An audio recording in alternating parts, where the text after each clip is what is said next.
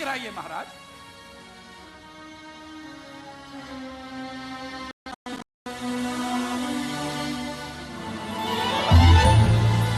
बल लगाइए महाराज।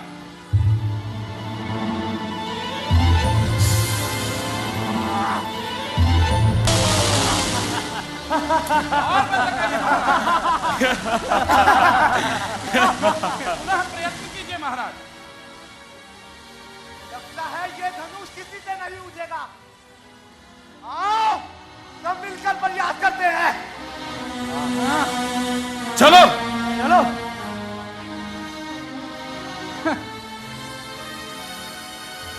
आप ध्यान ग्रहण करें। छोड़िए महाराज, बैठ जाइए। छोड़िए, अब आ रहे हैं महाराज राजाधिराज कीर्ति भानु जी। पधारिए महाराज, पधारिए। शीघ्र आइए और अपनी भुजाओं का बल सबका बल समाप्त हुआ। मिथिलेश्वर में बैठे हैं सर को झुकाए, सबका अभिमान समाप्त हुआ। देर क्या हुई मेरी आन में, अब देखो कैसे चढ़ता है चिल्ला कमान में।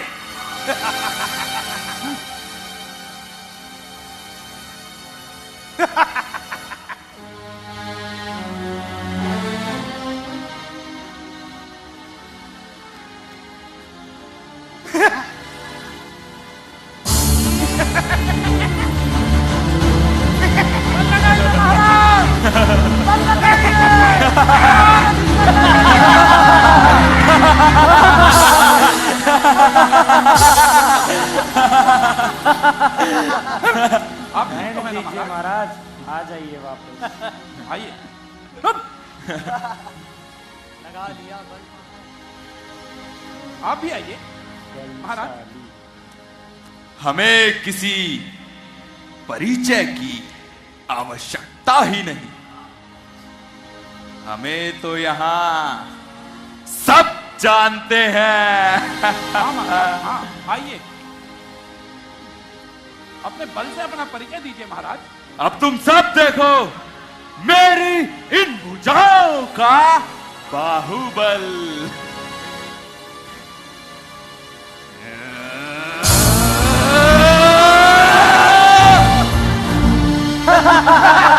बाहुबल।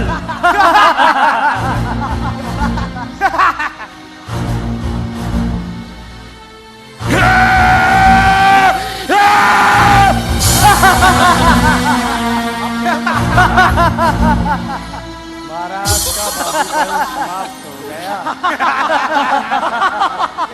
मायावी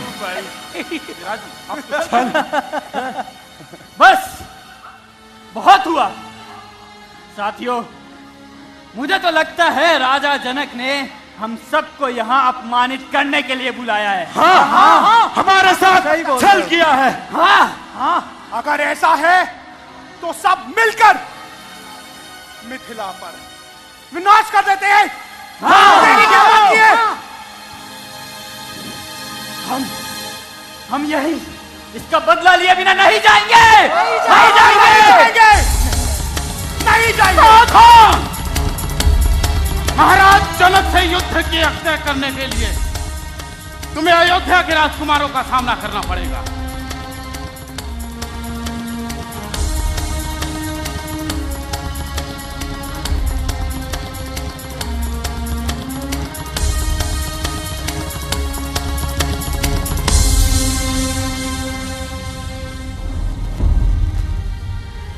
प्रणाम गुरुवर।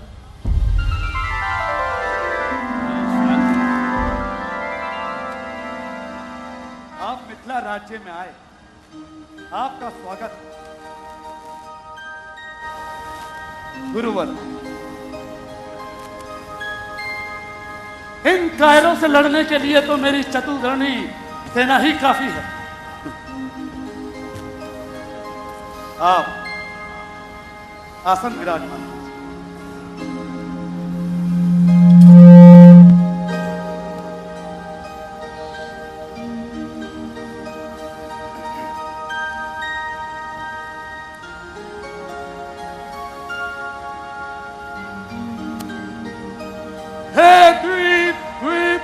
राजागण,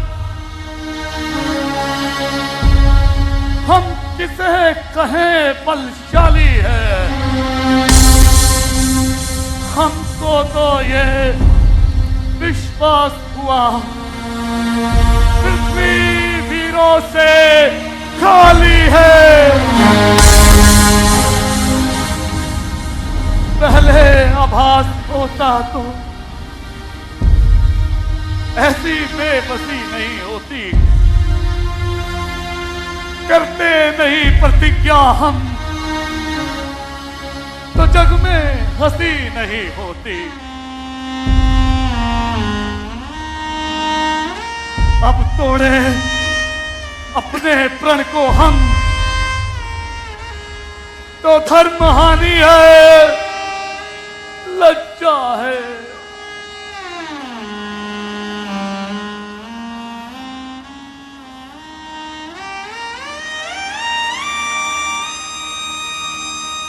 सीता सुकुमारी का विवाह।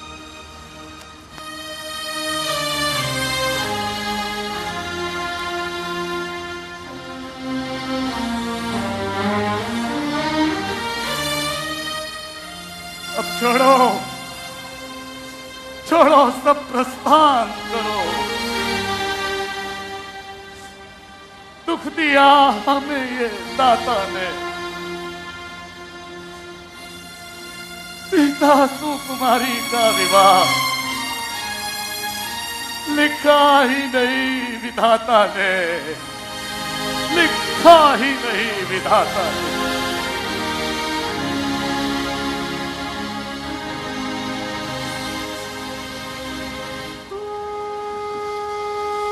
बस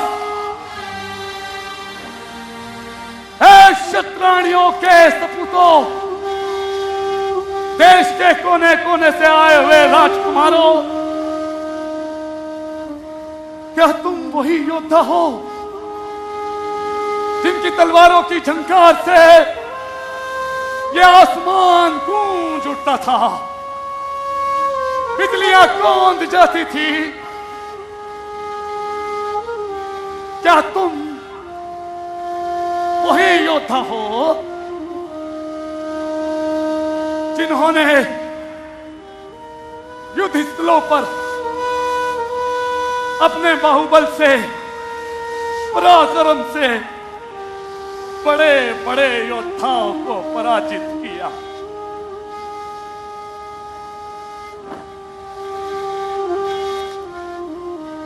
बोलो, उत्तर दो, उत्तर क्यों नहीं देते?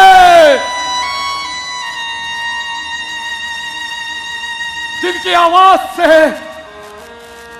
शेर की दहाड़, हाथियों की चिंगार फीकी पड़ जाती है।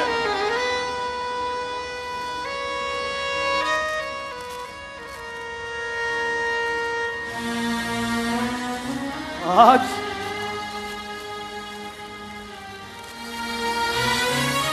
ये शिव धनुष लज्जा का विषय बन चुका है।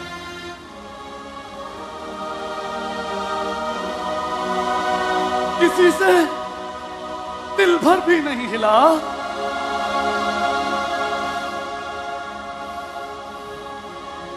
क्या तुम वही योद्धा हो?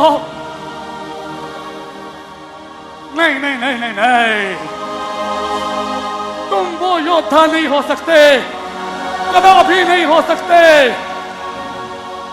तुम तो शेर की खाल में सियार हो, सियार।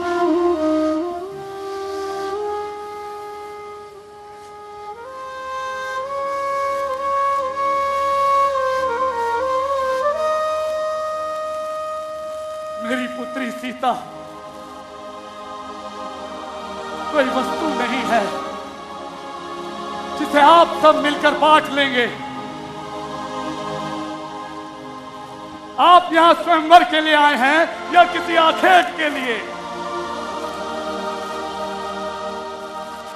बोलिए।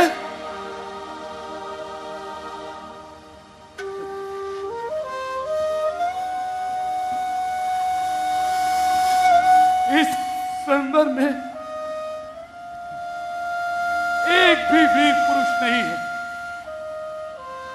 जो इस शिव धनुष को उठा सके, इस पर प्रत्यंचा चढ़ा सके। क्या भारतवर्ष में से वीर पुरुषों का अकाल पड़ चुका है? धर्म और कर्तव्य का पालन करने वाले पुरुष लुप्त हो चुके हैं।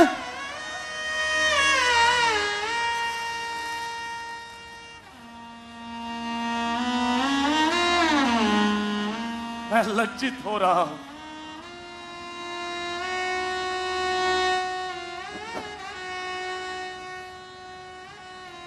आज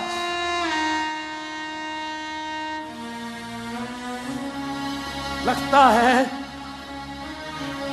आर्य भूमि की माताओं ने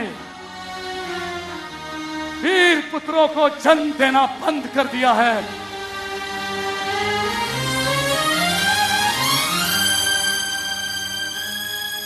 आज से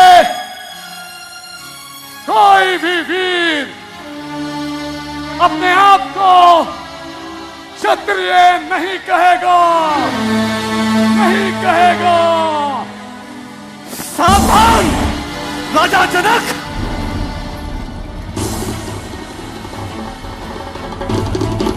अपने शब्दों को मर्यादा की सीमा में रखिए। अब तक तो मैं अपने ज्येष्ठ भैया और गुरुदेव के कारण चुप रहा, किंतु अब जब बात मेरी जननी, मेरी मातृभूमि पर आ चुकी है, तो फिर मैं मौन नहीं रह सकता।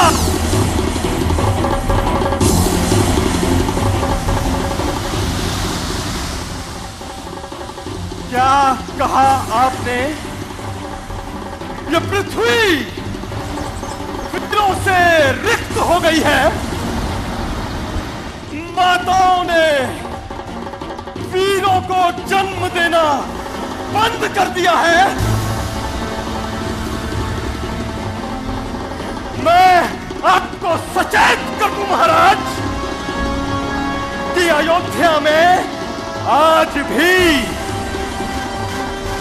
माताएं न केवल सिंहों को अपितु नर सिंहों को जन्म देती है।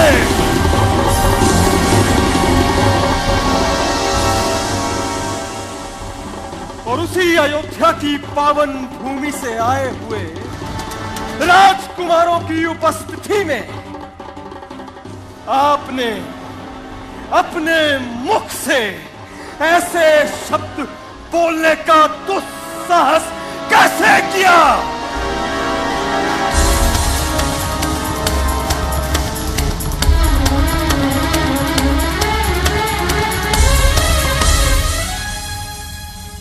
ताड़का और सुबाहु जैसे राक्षसों का अंत कर देने वाले मेरे ज्येष्ठ भैया के होते हुए दशरथ नंदन श्री राम की उपस्थिति में माताओं की कोख को अपमानित किया। बस बस राजा जनक, बस।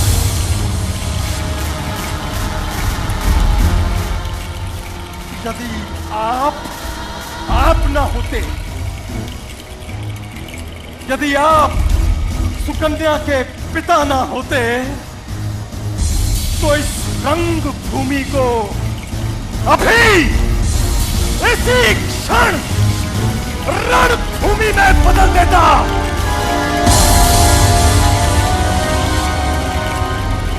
अब केवल एक आदेश मिलने की देरी है। मैं अभी समस्त सभा के आगे अयोध्या के रक्त का शौर्य प्रस्तुत कर दूंगा।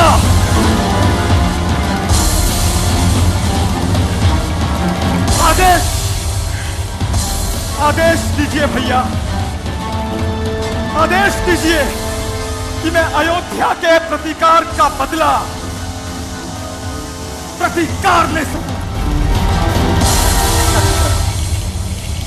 शांत हो जाओ लक्ष्मण, शांत हो जाओ। महाराज जनक हमारे पिता तुल्य हैं। उन्होंने जो भी कहा हमारे भले के लिए कहा है। आप अपना आसन ग्रहण करो।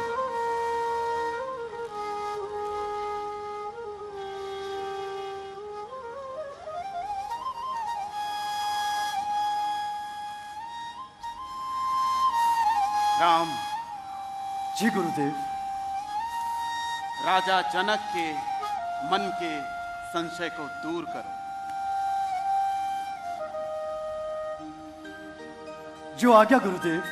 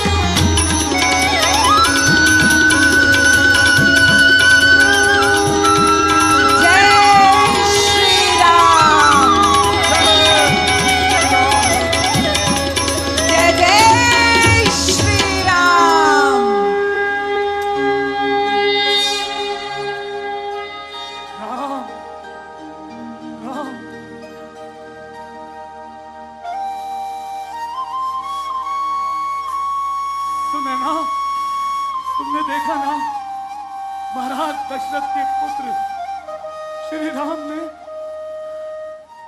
इस पे प्रत्यंचा चढ़ा के इस धनुष को विध्वंस किया।